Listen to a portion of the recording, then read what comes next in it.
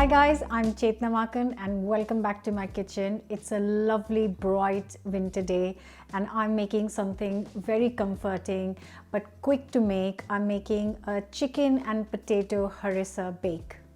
So first thing to prepare is the marinade that the chicken and potatoes will cook in, and that's quite simple. I'm using a lot of the store cupboard spices. That is, if you cook kind of Indian or any kind of Middle Eastern food, you will have these spices in your cupboard. So first thing to add is a teaspoon of turmeric powder and a teaspoon of salt. Then we move on to my different spice drawer and I'm going to actually use some cumin. So a good heaped tablespoon of ground cumin, and also going to add a little bit of garlic, just some garlic granules. You can add fresh chopped up garlic if you like, a teaspoon of that, a teaspoon of ground ginger. It's going to add a lovely warm note. Oh, and also a teaspoon of cinnamon will be quite nice. Also going to add good tablespoon of brown sugar, and then the key ingredient, which is harissa paste. Now you can find this easily in supermarkets. So I'm going to add a good 3 tablespoons of harissa paste. You can also make this at home, but yeah, I just think it's such a lovely thing to have in the cupboard and use it for all sorts of food. And then 2 tablespoons of olive oil to bring all of this together. There you go. And now a good mix. And just to tell you that this smells incredible, absolutely gorgeous. So I've got 2 onions and I'm just going to just roughly chop them up, just chunks.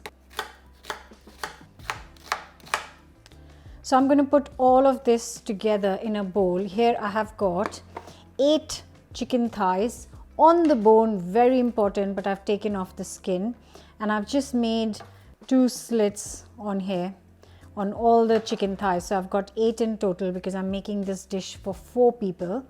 Then I'm going to add the onions to this, and I've also got the potatoes here. So I'm using red potatoes. You can use Maris Piper, is a good one to use in this recipe.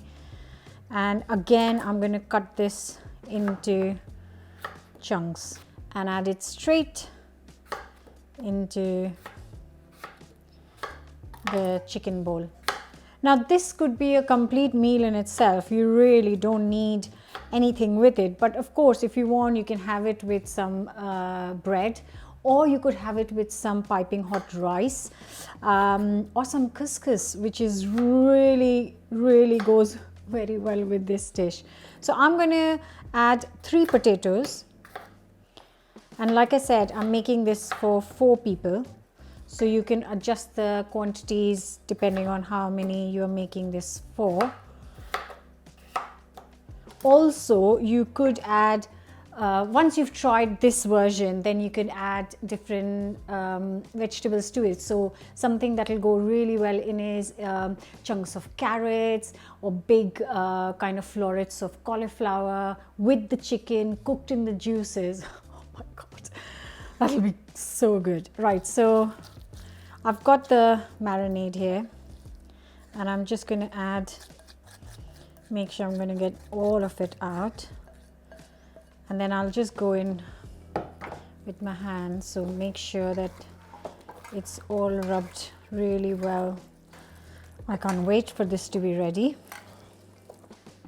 Now we need a little bit of liquid to put in with the chicken dish in the baking tray. So I'm just using some ready stock cube. You can use homemade stock if you have any at home. Right now I haven't, I always have stock cubes in the cupboard because, yeah, just quick and easy, really.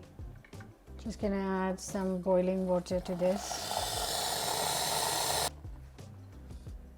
So I'm just gonna put all this mixture into the baking tray. What I am going to do is I'm going to try and put all the onions and potatoes at the bottom of the dish so that they can cook in the chicken juices. How lovely. And then place the chicken pieces on top. And actually, before I do that, I'm just going to also add the stock that I've just made. 200 ml of the stock. Now just simple place the chicken pieces on top. And I've got the oven nice and hot at 200C or 180 fan. Mine is a fan oven, so it's at 180. And I'm just going to put this in for a good 45 minutes. But what I'm going to do is halfway through, I am going to just make sure that the chicken is moist and it's not drying out. I'll show you in a minute. So that goes in. See you in a few minutes. So after 25 minutes, this is looking gorgeous and it's bubbling away now. Oops, nicely, just lost a potato there. Just gonna get some of the liquid. Just gonna drizzle it back on top of the chicken so it doesn't dry out. If you think you need a bit more, a bit longer, then leave it for another 30 minutes. So it's been 50 minutes in total and my timer has just gone off. So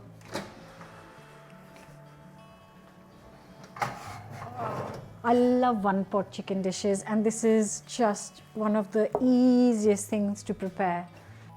It's also good when you're cooking for a big group because you can just increase the quantities and come look at the bubbles. Look at it bubbling away. Look at that. And this sauce is the key.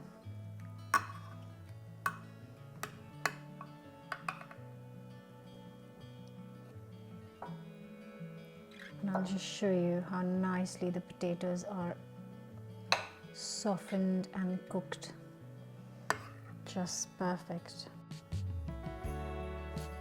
And all that's left to do is eat. Potato. And that's what I meant. If you'd like to eat it with rice, because there's this lovely sauce, or couscous is amazing with this dish, or just some bread to break up and soak it all up.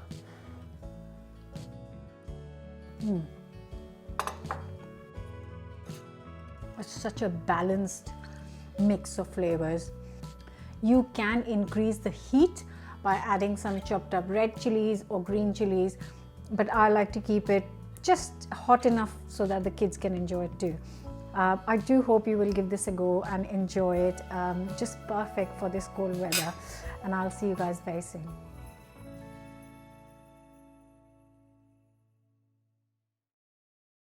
So, where is the ginger?